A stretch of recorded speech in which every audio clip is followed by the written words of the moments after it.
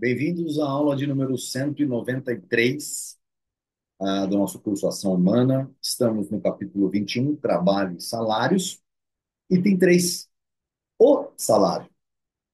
Sem mais delongas, vamos tratar desse item, que é aquilo que faz a gente acordar cedo, não é isso? É o faz-me rir, né? O trabalho é um fator de produção escasso. Como tal, é vendido e comprado no mercado. Se o trabalho foi executado pelo próprio vendedor do produto ou do serviço, o seu preço do trabalho está incluído no preço atribuído ao produto ou ao serviço. O dono da loja que fica lá fazendo a venda, em vez de ter um vendedor, o preço do produto que ele está lá, ele já colocou o seu preço do trabalho. Então, nós vimos lá nos itens anteriores a questão do exemplo da mulher que resolveu investir 100 mil lá no item dos juros, né, no capítulo dos juros, investe 100 mil no seu negócio e só tira 1.000 líquido todo mês, né? Pois bem, quando se trata da compra e venda de trabalho, pura e simples, seja por um empresário engajado no processo de produção para a venda, seja por um consumidor desejoso de usar os serviços prestados para o seu próprio consumo, o preço assim pago recebe a denominação de salário. Então, está dizendo, quando se trata da compra e venda de trabalho, puro e simples, seja por um empresário engajado no processo de produção para a venda, para as fábricas, seja por um consumidor, uma família, desejoso por usar os serviços prestados para o seu próprio consumo. O que é? A pessoa que vem fazer a faxina, vem a cozinheira, ou aquela que faz tudo, a empregada doméstica, ela está nesse caso, é o consumidor desses serviços dela que está desejoso de usar esses serviços prestados para o seu próprio consumo. O preço assim pago recebe a denominação de salário. Para o agente homem, o seu próprio trabalho não é não apenas um fator de produção, mas também a fonte da desutilidade. Então, para o agente homem, as duas coisas. E, ao valorar o seu trabalho, o homem considera não apenas a gratificação imediata, esperada, mas também a desutilidade provocada. Ora, já viram? Tem gente que trabalhou 2 horas extras e não pretende fazer a terceira, mas para ele, assim como para qualquer outra pessoa, o trabalho oferecido para a venda no mercado é apenas um fator de produção, né?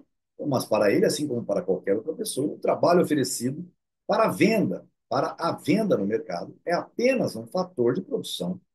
No fim do dia, é solamente êxito. O homem lida com o trabalho das outras pessoas da mesma maneira com que lida com todos os fatores de produção escassos. Avalia o trabalho pelos mesmos princípios que aplica na avaliação de outros bens. O nível dos salários é determinado no mercado do mesmo modo que o preço de qualquer mercadoria.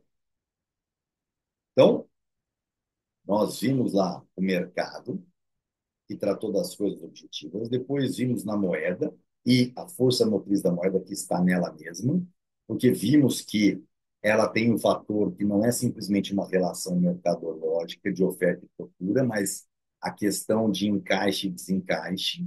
Lembra disso? Agora estamos falando do quê? Não é mais dos fatores de produção específicos, dos bens, né, das terras, mas agora estamos falando do ser humano. Mas estamos dizendo que o nível dos salários é determinado no mercado do mesmo modo que o preço de qualquer mercadoria. Então, se assim o é, já devemos entender por que o salário mínimo ferra com o trabalhador mais do que ajuda os trabalhadores. É a mesma razão do tabelamento de preços do Sardenha. Nesse sentido, podemos dizer que o trabalho é uma mercadoria. Exatamente. As conotações emocionais que as pessoas, sob a influência do marxismo, atribuem a esse termo não têm importância. Eu não sou apenas uma mercadoria, né? Basta observar, incidentalmente, que os empregadores lidam com o trabalho do mesmo modo com que lidam com as mercadorias, porque a conduta dos consumidores força-os a agir desta maneira. Não se pode falar de trabalho e de salários sem que se recorra a certas restrições. Não existe um tipo uniforme de trabalho ou um nível geral de salário. Temos que ir grifando isso aqui, porque é importantíssimo. O trabalho varia em qualidade e cada tipo de trabalho presta serviços diferentes. Epa, epa, epa, não, mas existe uma coisa chamada isonomia salarial. E eu aprendi que o governo faz isso porque ele é bonzinho. Claro que não. Ele está prejudicando as pessoas. Está beneficiando alguém, os malandros, normalmente, e está prejudicando aqueles com vontade mesmo de garrar e fazer produzir, e que estariam muito mais felizes ganhando por produtividade. É avaliado pela sua contribuição como fator complementar para a produção de determinados bens de consumo e serviços. Não se pode comparar diretamente o desempenho de um cirurgião com o de um estivador, mas indiretamente os diversos setores do mercado de trabalho estão ligados entre si. Um aumento na demanda de cirurgiões, por maior que seja, não fará com que estivadores se apresentem para executar serviços cirúrgicos. Vai aumentar o salário dos cirurgiões, vai ser um bem escasso, só rico pode pagar o Einstein, onde eles vão estar. Mas mais faculdades irão abrir e vão capacitar cirurgiões. Provavelmente menos estivadores vão existir. Não obstante, a demarcação entre os vários setores do mercado de trabalho não é muito nítida. Há uma tendência permanente de os trabalhadores mudarem de ocupação para outras semelhantes, sempre que as condições lhe pareçam melhores. Então, aqui nós vamos falar que, óbvio, que o investigador não consegue ir lá e se tornar um cirurgião. Dessa maneira, toda mudança na oferta ou demanda em determinado setor acaba afetando indiretamente todos os outros setores. É muito importante. Muito, muito, muito importante. Todas as atividades produtoras competem indiretamente entre si. Se um número maior de pessoas entra para a profissão médica, haverá falta de gente para outras ocupações, que por sua vez serão preenchidas por mão de obra vinda de outros setores e assim por diante. Nesse sentido, existe uma relação entre todos os grupos profissionais, por mais diferentes que sejam os requisitos necessários a cada um deles. Uma vez mais, defrontamos-nos com o fato de que uma disparidade na qualidade de trabalho, indispensável para a satisfação das necessidades, é maior do que a variedade de aptidões humanas inatas para realizar o trabalho. Está lá na página 169 e 173. Na 169 e 173, está dentro do item 3 como item e está dentro do item. Antes de entrar no subitem, trabalho imediatamente gratificante e trabalho imediatamente gratificante. Que está no item 3 mesmo do capítulo 7. Essa correlação existe não só entre diferentes tipos de trabalho e seus respectivos preços, como também entre o trabalho e os fatores materiais de produção. Dentro de certos limites, o trabalho pode ser substituído por fatores materiais de produção e vice-versa. Essas substituições ocorrerão em maior ou menor grau, dependendo do nível dos salários e dos preços dos fatores materiais de produção. Ora, o que ele está dizendo é, pode ser que os estivadores possam ser trocados por fatores materiais de produção que um cirurgião não possa. Mas com a robótica vindo aí, pode ser que as primeiras coisas a serem alteradas sejam os cirurgiões. E com a inteligência artificial, porque hoje os cirurgiões manejam os robôs. E quando a inteligência artificial trocar esse manejamento muito mais preciso do que da mão de um cirurgião?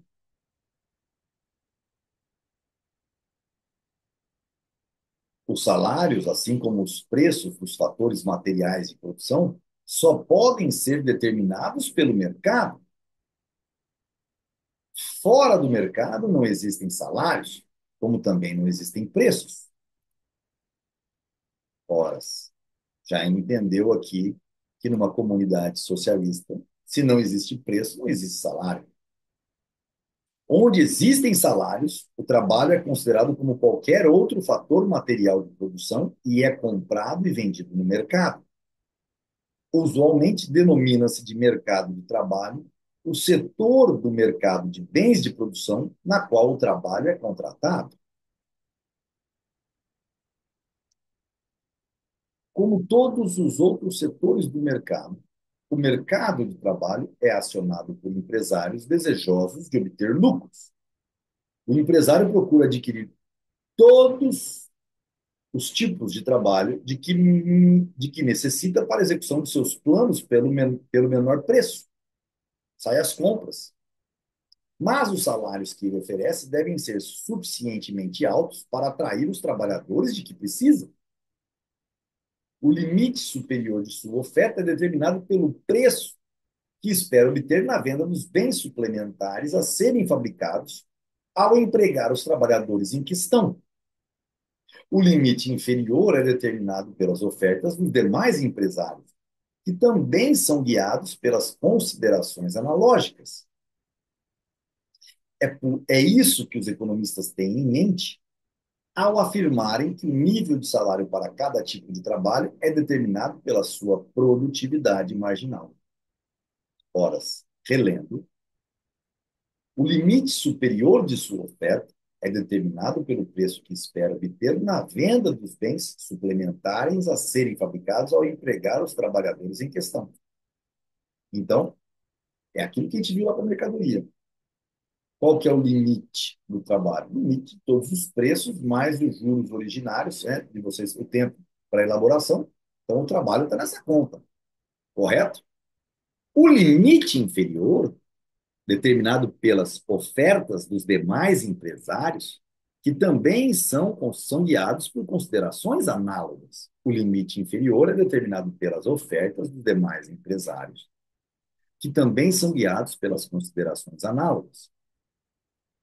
Ou seja, aquele trabalhador, aquela indústria que tem alguém que tem uma tecnologia, por exemplo, na construção civil, que utiliza menos trabalhadores por metro quadrado de obra, né? Então ele precisa de gente, né? Nem precisa de gente mais eficiente hoje em dia, são as mesmas pessoas, mas ele não usa o método tradicional de construção. Então, ele pode contratar menos pessoas, ele vai querer contratar os melhores. Ele pode pagar um salário mais alto. Seus concorrentes não vão poder fazer isso para vender os mesmos produtos. Então, o limite inferior é determinado pelas ofertas dos demais empresários, que também são guiados pelas mesmas considerações. Né? Quais considerações? O limite da oferta é determinado pelo preço que se espera obter na venda dos bens suplementares a serem fabricados ao empregar os trabalhadores em questão. Então, dado essa frase, o limite inferior é determinado pelas ofertas dos demais empresários. Isso, ou seja, esses empresários que não têm o poder que tem aquele que pode pagar o limite superior, então eles estão no limite inferior. É isso que os economistas têm em mente ao afirmarem que o nível de salário para cada tipo de trabalho, por exemplo, da construção civil, é determinado pela sua produtividade marginal. Ora, o tanto que se produz, quem define é o consumidor. Outra maneira de exprimir a mesma verdade é dizer que os salários são determinados pela oferta de trabalho e de fatores materiais de produção, por um lado, e pelo preço que se espera obter pelos bens de consumo, por outro. Ou seja, está aí, está posto. Essa explicação cataláctica da determinação dos salários tem sido alvo de ataques violentos, embora inteiramente errôneos. Diz-se frequentemente que há um monopólio da demanda por trabalho.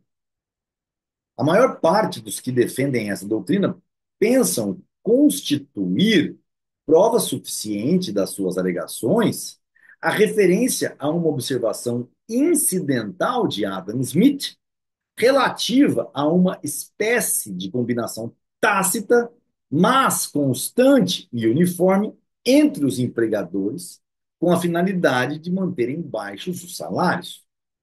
Ou seja, os problemas da economia clássica de Adam Smith começam a trazer os problemas aqui. Vamos lá.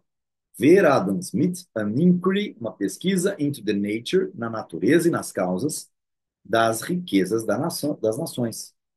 Na verdade, o livro A Riqueza das Nações tem esse nome aqui, tá bom?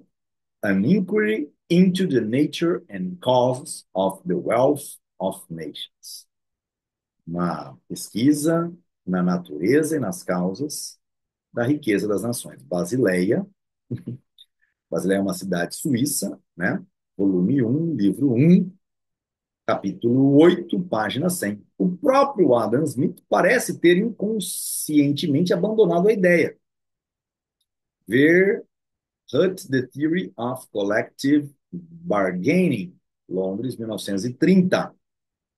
Então, deve ser algum livro que trata, né, da obra de Adam Smith, né, a teoria da barganha coletiva, páginas 24 e 25. Vou deixar grifado, tá certo? Porque Mises gosta de não só condenar os detratores, coitado, né? Adam Smith estava no começo da economia clássica, nem poderíamos culpá-lo, mas ele tem essa mania de trazer salvos-conduto. Ele fez na página 109, lembra, para Karl Marx.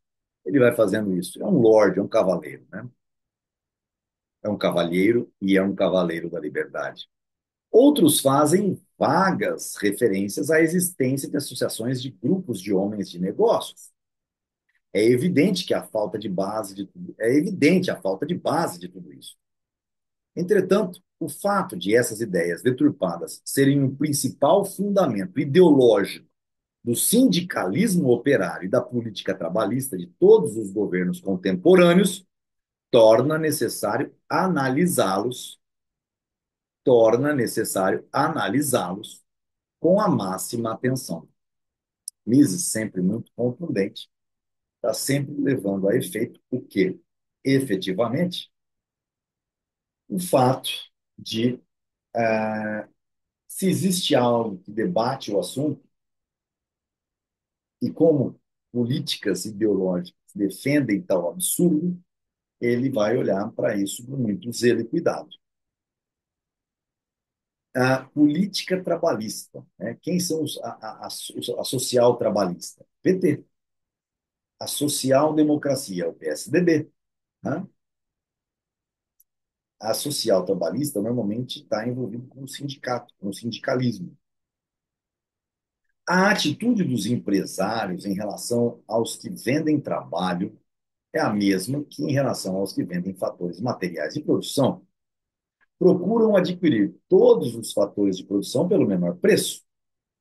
Mas se, nesse afã de reduzirem os seus custos, alguns empresários ou alguns grupos de empresários ou todos os empresários oferecem preços ou salários que são muito baixos, isto é, que são menores do que os que resultariam no mercado livre, ou seja, um cartel de empresários jogando o preço lá embaixo do salário, eles só poderão adquirir o que desejam se o acesso para a atividade empresarial estiver bloqueado por barreiras institucionais.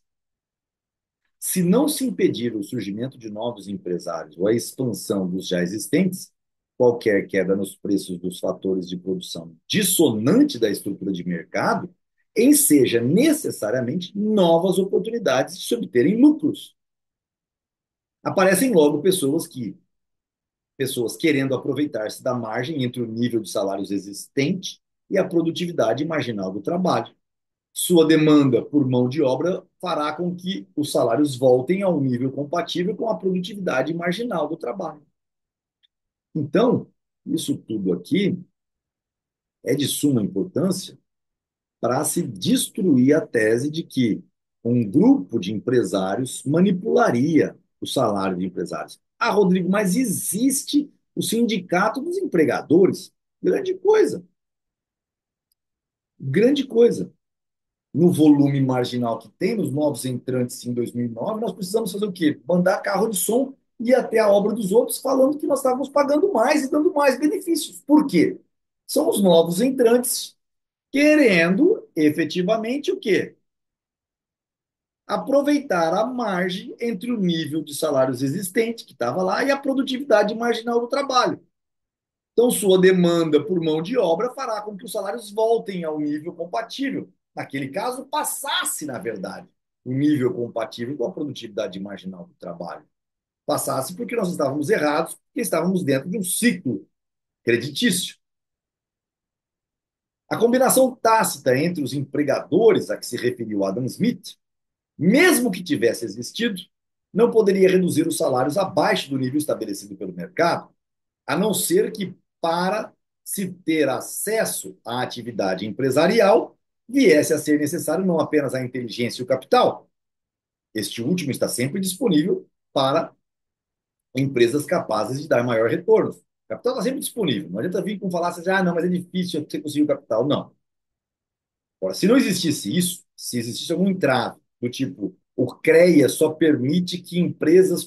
Pronto, já ferrou. Né? Mas também algum tipo de título institucional, uma carta patente ou uma licença que só fosse concedida a pessoas privilegiadas. Aí ferrou. Aí realmente você vai escravizar as pessoas. Tá certo? Tem sido afirmado que um trabalhador desempregado estaria obrigado a aceitar qualquer salário, por menor que fosse, uma vez que depende exclusivamente de sua capacidade de trabalho e não tem nenhuma outra fonte de renda. Essa falácia é das boas. Como não pode esperar, seria forçado a se contentar com qualquer remuneração que os empregadores lhe oferecessem. Sua fraqueza inerente o colocaria à mercê de uma ação coordenada dos empregadores com o propósito de baixar os salários. Os patrões, se necessário, podem esperar mais tempo, uma vez que sua demanda por mão de obra não seria tão urgente quanto a demanda dos trabalhadores pelos bens necessários à sua própria subsistência. O argumento é inconsistente.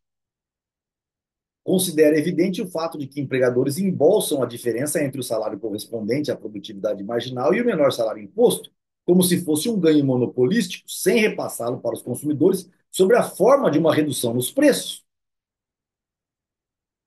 Mises é fera.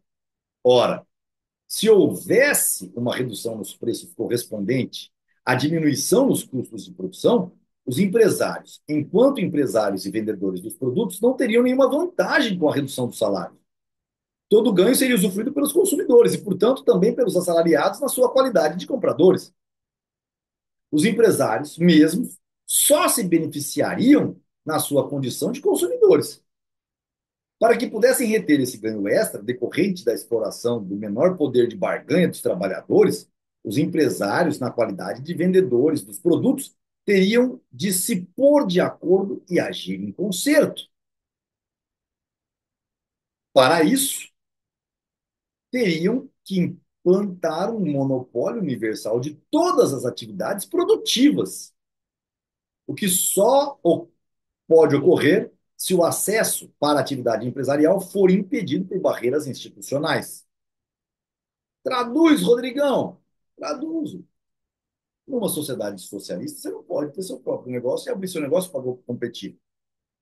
Você não pode ter algo. Então, quem que é o dono de todas as coisas? Do governo. Então, ele tem o monopólio efetivo universal de todas as atividades produtivas. E é por isso que há o trabalho escravo.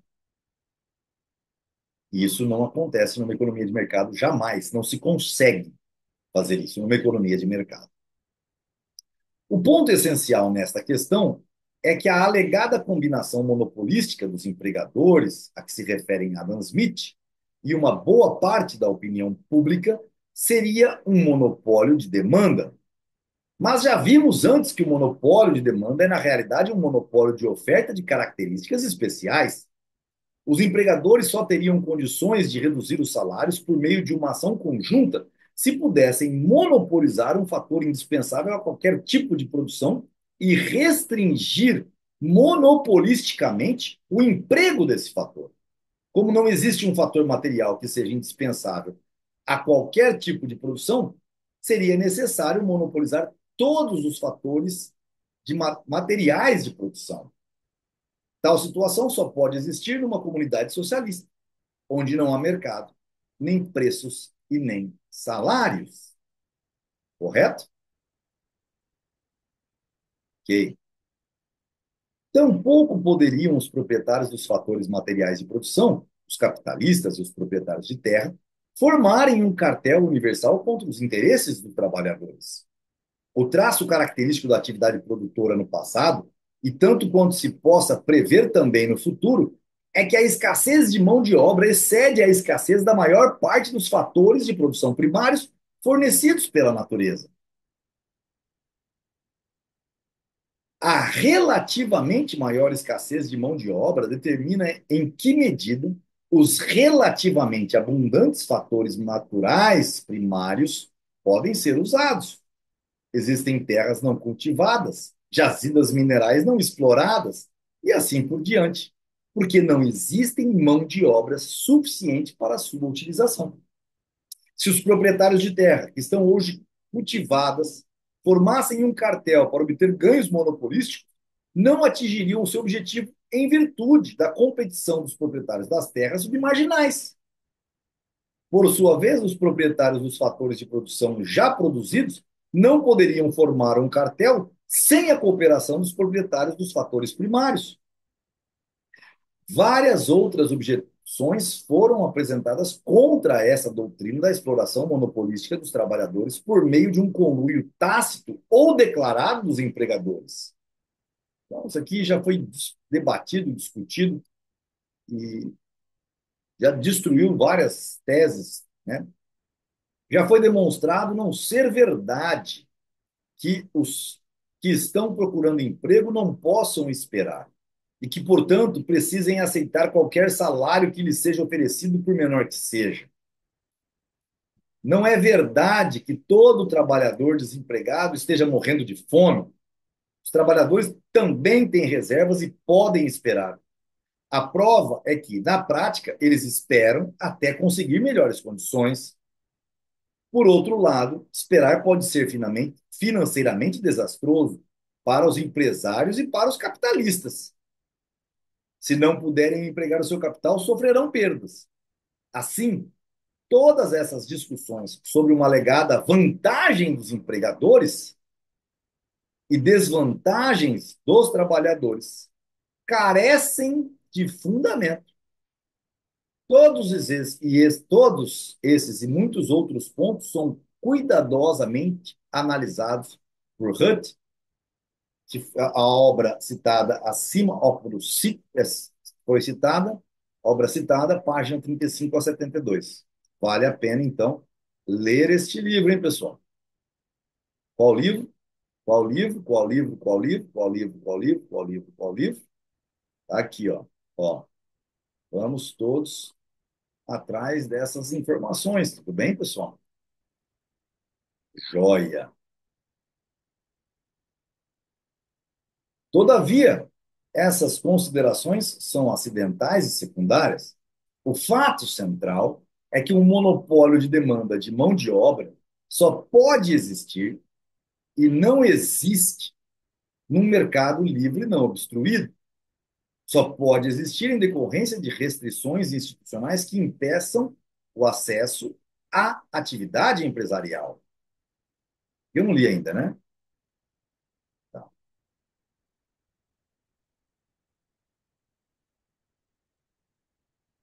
Contudo, há mais um ponto que precisa ser enfatizado. A doutrina da manipulação monopolística dos salários pelos empregadores se refere ao trabalho como se fosse uma entidade homogênea. Utiliza conceitos como demanda por trabalho em geral e oferta de trabalho em geral. Mas essas noções, como já foi assinalado, não têm contrapartida na realidade. O que é comprado e vendido no mercado do trabalho não é trabalho em geral, mas determinado tipo de trabalho capaz de prestar determinados tipos de serviço. Cada empresário está à procura de trabalhadores que sejam capazes de executar tarefas específicas necessárias à realização de seus planos.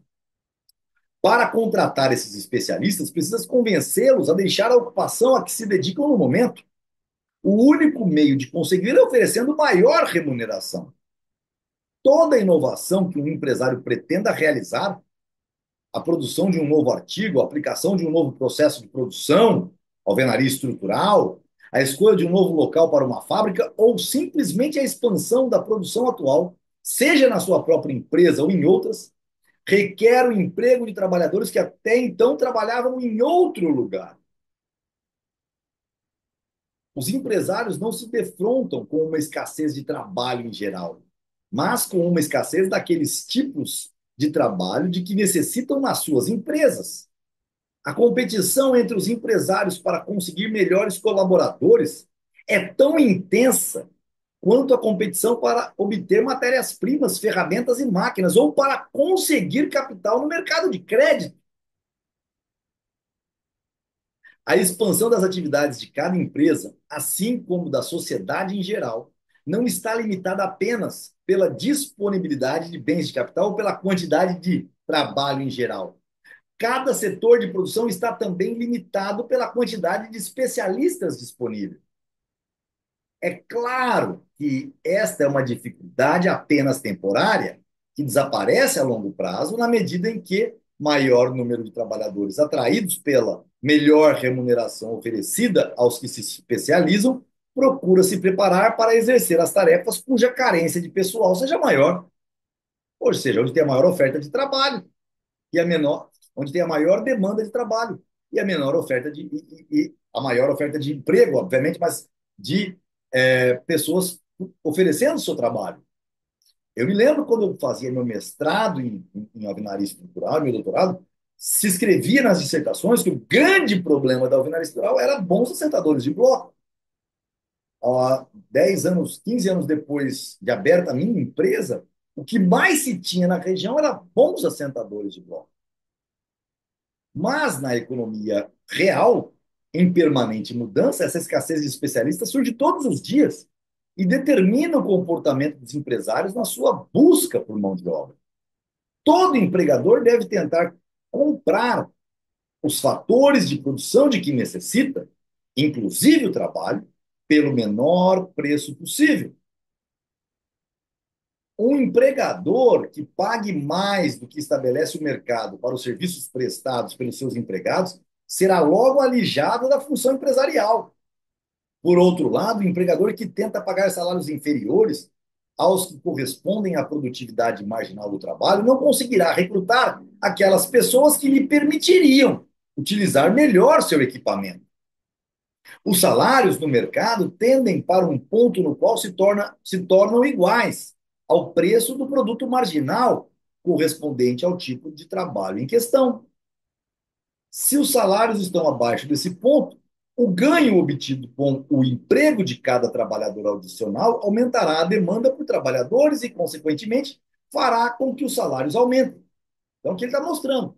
Se os salários estão abaixo desse ponto, o ganho obtido com o emprego de cada trabalhador adicional aumentará a demanda por trabalhadores e, consequentemente, fará com que salários aumentem. Se os salários estão acima desse ponto, a perda incorrida com o emprego de cada trabalhador forçará o empregador a dispensar pessoal. A competição entre os trabalhadores e os empregados criará uma tendência para que os salários diminuam. Ele vai ter que mudar de setor de trabalho onde está se pagando mais. Então, qual a importância desse item 3? Desfazer qualquer falácia socialista que se diga que existe algo como hipersuficiência dos capitalistas, dos empregadores, frente a uma hipossuficiência dos trabalhadores. E como nós podemos ver, isso é efetivamente o contrário. Teríamos uma grande produção de riqueza no Brasil, gigantesca, se não fosse o pior câncer do Brasil, chamado justiça trabalhista, que está sustentada pela CLT. Se fosse terminada a CLT, o salário mínimo que vem com ela, e a justiça trabalhista, que a avaliza, nós já mudaríamos esse país transformando pedreiros. Falei isso para a Fernanda esses dias, minha esposa. E Fernanda, se isso acontecesse, serventes de pedreiro morariam em apartamentos como o nosso. Nós estaríamos morando em algo muito maior e melhor, mas todo o mercado estaria muito mais próspero. No entanto, os políticos não teriam muita desculpa de sua existência, e muito menos políticos existiriam no Brasil e no mundo. Espero que vocês entendam fortemente tudo que foi dito para debater em alto nível contra o socialismo. Um grande abraço a todos vocês. Até nossa próxima aula.